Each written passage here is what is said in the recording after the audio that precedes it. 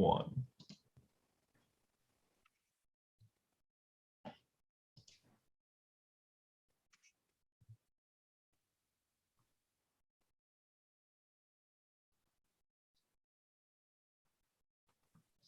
Hey, hi everyone. Welcome to our YouTube live session. We're going to get started in about a minute to let a few more people join in. I like your shirt, John. If you watch the trailer, you know I wear the same shirt for every one of these episodes. It's like my lucky shirt. The webcast shirt.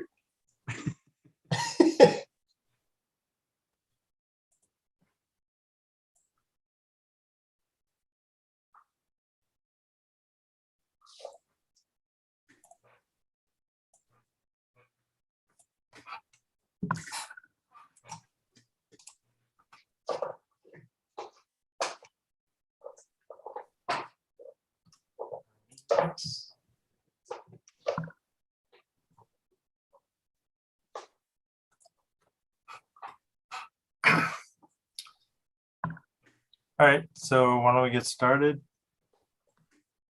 Thanks everyone for joining. We'll just do some quick introductions before we dig in. My name is Charlie Ogden. I'm a product manager here at Autodesk, and I'm focused on grading and drainage features in our infrastructure products. I'm Val Koch. I'm a research engineer at Autodesk, and I'm focused on optimization, especially grading optimization. I'm John Sayer. I'm a technical marketing manager here at Autodesk, and I'm sure that hopefully some of you have seen some of the videos we created. We create technical assets on these subjects that we're talking about today. So there's a lot of stuff out there on YouTube that you can watch on our YouTube channel. It's the ADSK Infrastructure YouTube channel, and we do have a lot of good content on there around this subject. So what Charlie's going to go through today is just kind of piggybacking on top of that. So Charlie, go ahead and take it away. I'll be answering questions, by the way. If you've got questions, you can put them in the chat there, and we'll try and answer them best we can. So Yep, sounds good. All right, yeah, so as you may see, today's session is part 4 of our 6 YouTube Live Ask Me Anything sessions. We put these together to help people understand how grading optimization for Civil 3D works. And under the video in the description area, you'll find links to the other sessions. So the other 3, in case you missed those, the last 3 that we did, plus the upcoming future sessions. So set reminders for those. And yeah, feel free to tell us where you're joining from. And as John said, he's going to answer questions. So if you have questions as we go, just write them in the chat. We'll try to answer those. John will try to answer those as we go. And at the end, if we still have questions in there, we'll leave some time for a Q&A session. All right. Yeah, why don't we get started? I'll share my screen here. So what we're talking about today is mass grading with grading optimization, and we want to grade this site. It's pretty much, there's a river over here on the right and a stream coming into it, and there's a road cutting down through here, and our site is in between in this area. But you can see it's a bit of a rough terrain. I think part of it was developed before, but so what we want to do is use the grading tools to kind of flatten this out, have a nice level site that maybe will, maybe this will get broken up later in the future, but grade it out, mass grade it out to kind of level it off, and then it can be broken up later. So we'll want to balance the grading as we do this. And we'll start with setting a grading limit. Actually, talking about grading limit, a good grading limit is actually crucial for, well, it's not even just for mass grading, but in general. The reason for that is that the points along the grading limit, they will be fixed at the existing ground. So the grading optimizer will make sure that they stay where they are in the beginning. And if you look at this riverbank, it's sometimes it's very steep and uneven. So if you just take a line and you draw like a straight line over all these contours, obviously you're going to end up with your grading limit going over some really steep points, and your slopes there might be conflicting with the maximum slope that you want. And Charlie is actually going to show an example like that, where it's really bad, so that you understand why actually a good grading limit is crucial. Yeah, so just briefly as an example, this is really steep in this area. You can tell by the contours. So if I come in here and turn this into a grading limit.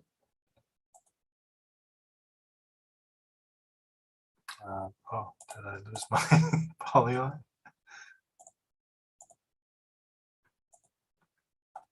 Oh, interesting. All right. Just draw a new one. Yeah, just gonna draw that. So this is not pre-recorded, it's all live. You can see. There we go. All right. So here's the polyline. Add this as our grading limit, and I'm just gonna leave it at 0, and 33 is the max slope. But this is very steep in this area. It's steeper than 3:1 or 33. So we'll go to optimize this.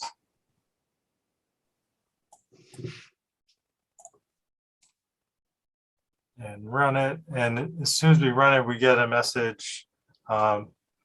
Little feedback that's new in 2023, just to let you know when there are possible issues with the optimization. So in this case, there's a couple messages down here. Yeah, the first one talks about edges of grading limit are too steep to meet the max slope constraint. That's basically what I mentioned. So his polygon goes through areas where it's more than 33%. And of course, the solver now doesn't know what to do. On one side, you can ask him maintain 33% everywhere, but on the other hand, you have a grading limit where it says fix these points that are greater than 33. So what you can do is you increase the slope, or you draw a greater grading limit. The one below the message says that the terrain within the grading limit is too steep. So when you can see at the bottom, it does this pre-check first. So in the pre-check, it goes along your grading limit, and it's like looking across and looks if it's steep, and if it sees it's more than your max slope, then this warning appears. All right, so we'll go back to Civil 3D, and we'll make sure we do our grading limit for our site a little more carefully. So close this. And what I've done is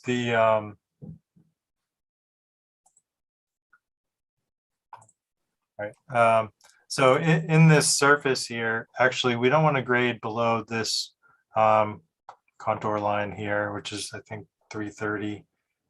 High water line, right? Yeah, the blue line here. So what I'm going to do is actually create a grading limit that follows that contour. That way it's not crossing these slopes. And let me, before I do this, we can kind of get some hints as to where steep areas are, right? If you turn on your slope analysis, and I've preset it so it's 33% or 3:1. So anything greater than 3:1 is showing up red. And of course, in the area we just kind of tried out, that's all red over there, but also along the where I want my grading limit to be, there's a lot of red. If we look at this first area, I actually had an alignment under there underneath, just because I wanted to show another way to look at this. It would be just to create a profile along where you planning to put your grading limit. if you're having issues, and just see where it's steeper. So I created an arrow in here, this 3-to-1 or 33%. So you can see a lot of this is too steep along this path. And then any triangles on the surface that, one side, so 2 points and one edge is along this grading limit, that's not going to be able to flatten out to 33% because these points along here, as Val said, can't change. They're fixed. The one interior could change, but that's still not going to get you flat enough if one whole side is steeper than 3-to-1 already. So that's why what we're going to do is I'm going to turn on a layer here. I've extracted that contour from the surface, and so I have a polyline from that, and then joined it along the right of way, along this edge, and then just came back into the contour along the river. So even though this passes through a lot of really steep areas, it's following the path that's flat. Where you might run into this issue if you came kind of perpendicular to some of these, particularly around this area there, and also tying back in if you're too steep in some of those areas.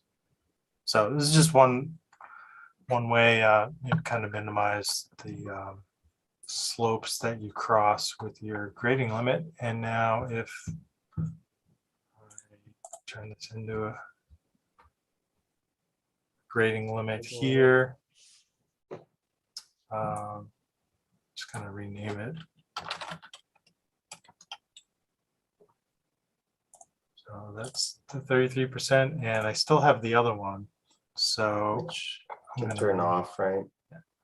I'll remove that grading limit just with a right click. So the polyline's still there. I'm just taking off the grading constraints from it. By the way, you could have multiple grading limits. There's nothing that prevents you from having that. Good examples for that is, for example, if you have solar farms or wind farms where you have different patches on the terrain and you want to balance between them. So you would have multiple grading limits there. All right, we'll go back to grading optimization. Oh, by the way, this site, I think we mentioned this in the announcements, it's 150 acres. So that's 60 hectares for the metric people. To a pretty large site for mass grading. So Val, we should be exact. It's actually 151.44 acres. Just wanted to make sure that we're clear on that, right? sorry that I said that wrong. Okay, All right. to the 151.4 acre site. All right, so we're back in Geo. How should we set our objectives here? This look good, Val, right?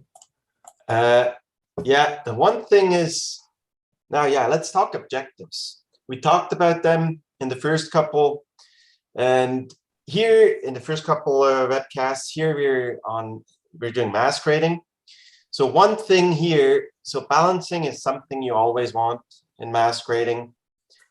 Smoothing the surface usually too, because you want this to either sell this parcel or you want to subdivide it and you want to present it to somebody. So you want nice contours there.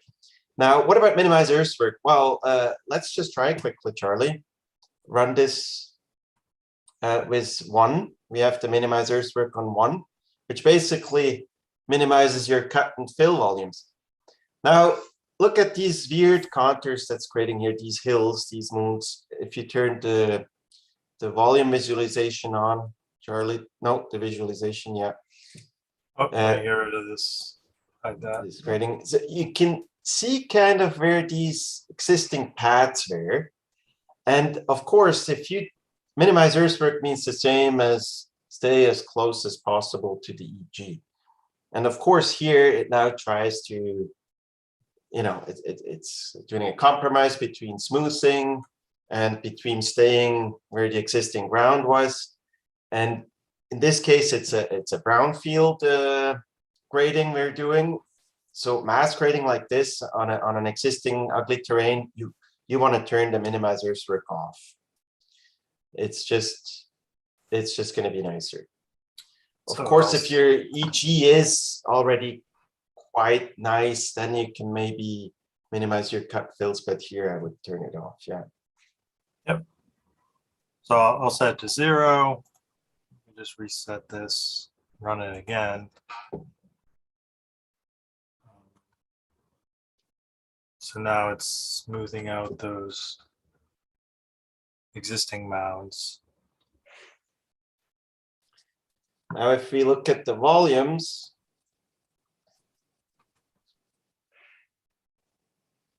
we can see it doesn't balance quite.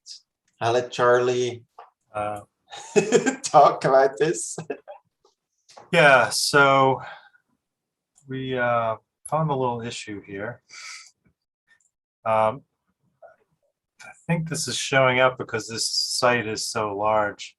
Haven't noticed it on smaller sites, but as it's balancing, it's not really going near 0. It looks like 114 cubic feet. So what I'm going to do is just stop this. And we have this option in here. If this is meant for if you don't want to balance to 0, but you want to balance to some other number, maybe you want to have some material left over so you can put in a number here, or you want to take it away and use somewhere else. You have somewhere else that you want to put in. You can put in a negative number here.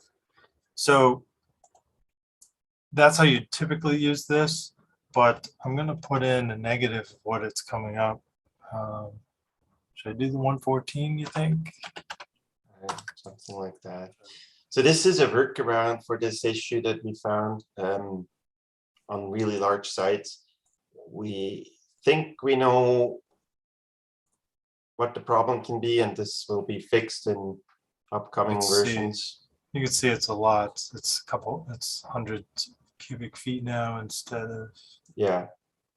So 100,000. that's actually the advantage when you watch these webcasts, you get like workarounds to known issues. So that's balancing better, but it's creating a mound here, and our grading limit was 3-to-1, so this could get to be a pretty steep mound as it continues, which we probably don't want if our purpose is to mass grade this and kind of level it out. So what we're going to do is put in a flatter area inside, kind of inside our grading limit at a bit of an offset. Yeah, it's a grading pad, we call it in mass grading. So we go back to civil for that. And in here, I already have this polyline drawn. So this is, in from my grading limit down around here, follows the right of way. Give it a little flexibility to grade so it's not, it can grade down to the river. This doesn't need to follow a contour, obviously, because these points along this grading path, they're not going to be fixed, right? So it's not the same as the grading limit. So here you can just draw like Charlie did freely. And I'll turn this into a zone. And so I want to flatten this one out. That's what we're trying to do here. So I'll make this 5% instead of 33. So inside this area, it'll flatten it to 5%, but outside of it, within the grading limit, it'll still be allowed to go 3-to-1. And I'll run optimization.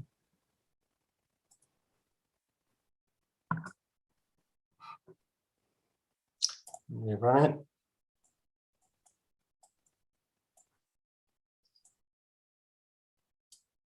Now we can see it's already flatter, showing nice, this grading pad. But you can see from the contours, you can see in the middle it's still creating this little hill there. The reason is it can, we don't tell it to do anything else.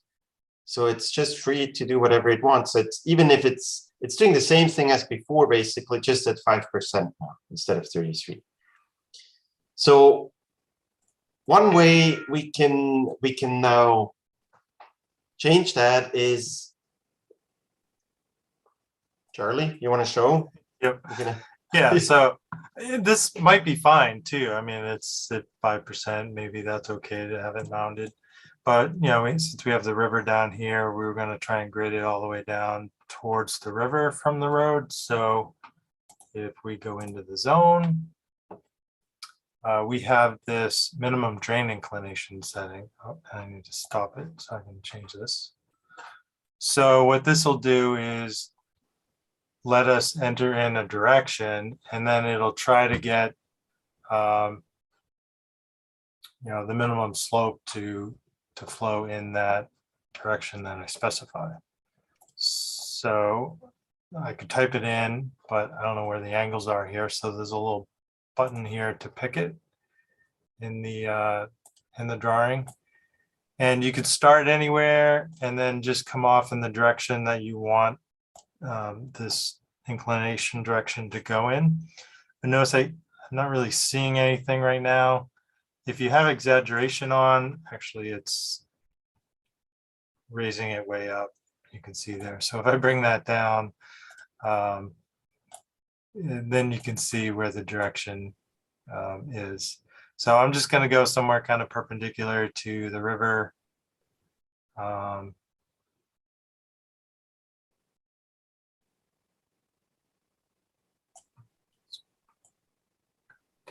All right, 320-ish. What is actually the black line, Charlie? Is that What's that? black Oh, line that showed?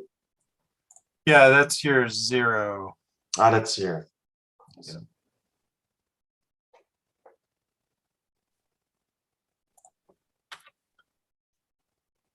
So I'm just going to round this out a little. Well, John likes these precise numbers, so you could leave them. And then to use an inclination direction, I need a minimum slope here. So it's what it's going to do is try to get at least 1% in this direction. If it's 0, it's not going to change anything. So then I'll run it again.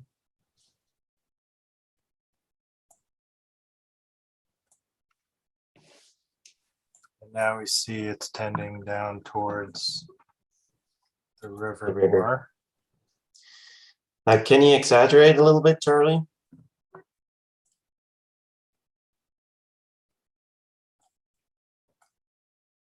Now, when we look in front of the zone to it at the river, Yeah. it's creating this little wall in front. The reason is why is it doing this? It's because it needs to reach these 1% that Charlie wanted. But if you look at the back of the property, this grading pad is like attached there. So it's like on a hinge. So yeah, exactly there.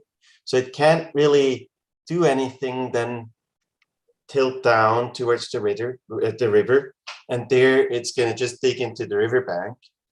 So what we need to do is we need to give it a little bit of freedom in the back so that it can lift this whole grading pad. Otherwise, it's just going to fill up this little wall in front. So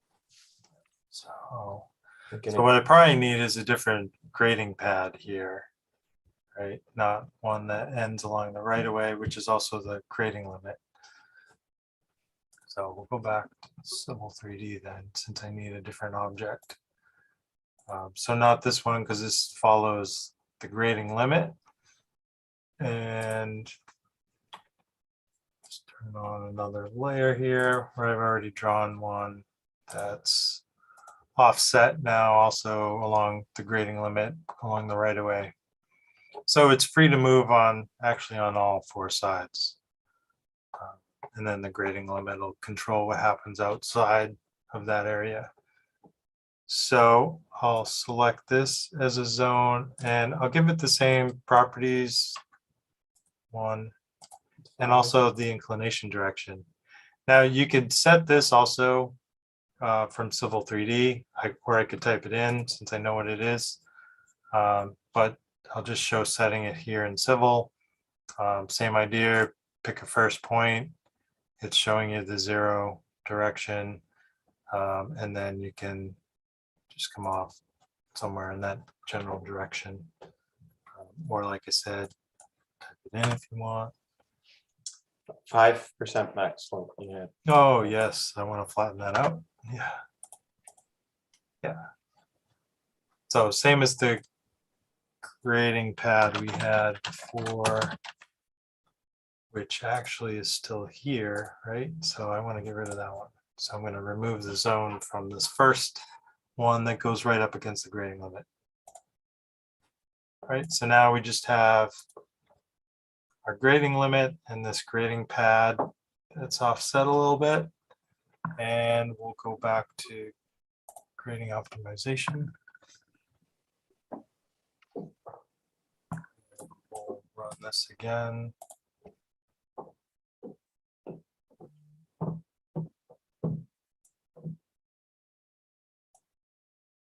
Now, if you exaggerate again, well, we can already see that this wall is gone. So now it's grading nice down to the river.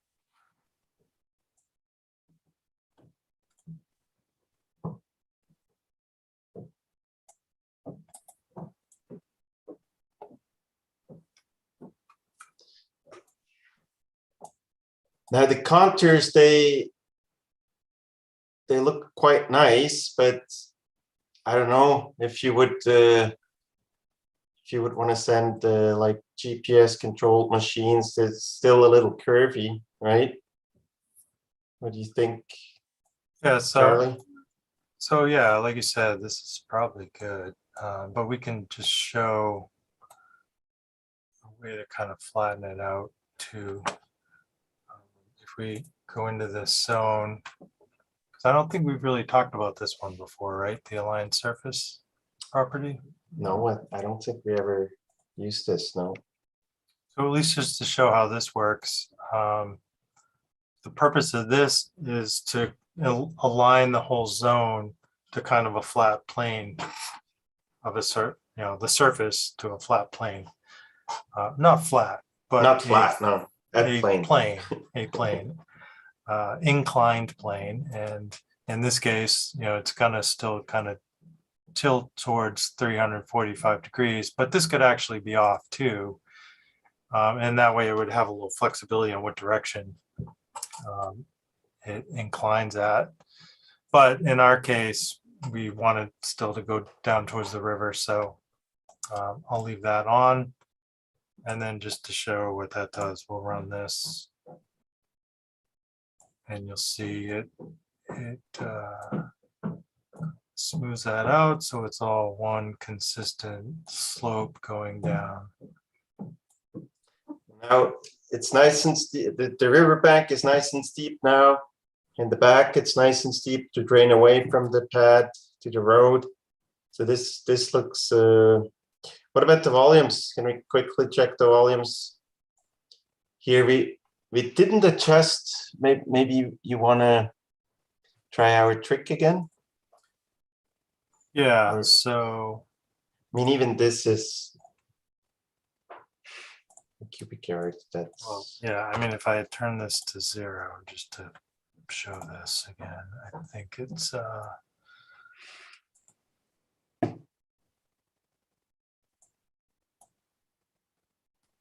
tending towards 100. So if I put in a negative,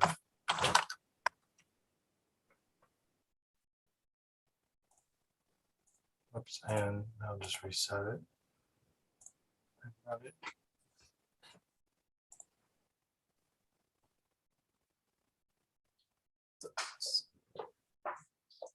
this looks better. I mean, it's quite a big site, so getting And that's in cubic feet, not cubic yards. too. Yeah, so we're right Yeah, now in it's- what? There In the hundreds, it did just kind of go negative. goes up and down, yeah. It's gonna fluctuate, let it run for a bit, but it's still trying to solve some triangles over here, which it looks like it did now. If I take that 800 cubic feet and divide it by 27, and we're at about 29 cubic yards. Is that bad for a 151.4 acre site, John? No, it is not. You think about grading something like this that's that big, using the traditional tools inside of Civil 3D. Now, I don't want to make it sound like it's difficult. It's not. We use feature lines and grading objects, and you can grade that. But what it saves you is the iteration process of balancing, right? So even though we do have a workaround for that, it's still balancing the site. So yeah, it's a huge time saver. Yeah, and this could have been a lot quicker. We kind of did some purposeful mistakes to go back and forth. Really, we're just setting up a grading limit and a grading level area, which you could probably do pretty quickly in a lot shorter time than we actually did, just to point things out as we went. So I think that's it, right, Val? That's it. Anything? No, it was simple but powerful today. All right. There is one question here that I've gotten. Is there a limit to how many grading limits you can have in one model? Val, you want to take that? There shouldn't be, Yeah. right? Not really. There's no limit. I think the limit is probably your hardware that can handle it, but Yeah, so if you Usually- wanted distinct areas to grade without grading in between them, you might do that. yeah. It was kind of quiet today in the chat box, so All right. it's really the only questions that we had. All right, so I guess we're good. Thanks everyone for joining. Again, this will be saved on our channel, so feel free to watch it again, or maybe you're watching it now from the recording. Also, don't forget we have two more. I think the next one, we're going to grade a subdivision, so that one should be a little more exciting maybe than this one, but yeah, set your reminder for the upcoming sessions as well. You'll again find those links below this video, as well as the ones we've done in the past that are already recorded. So last time John looked at grading a pond. In the earlier ones, we were kind of doing some introductory information there. So yeah, thanks everyone for your time. Charlie, Yeah, I did get sure. another question. All right.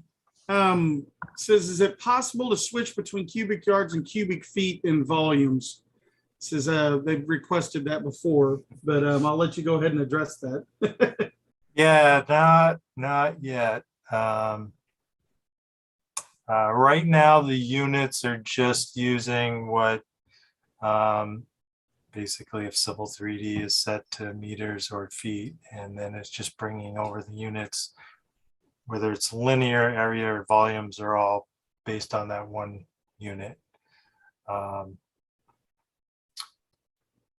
Yeah, it's come up. I think it's probably something we'd like to kind of enable a way to choose what units for different things. But yeah, not right now, sorry. Okay. That's all we got. All right, cool. So yeah, thanks again, everyone.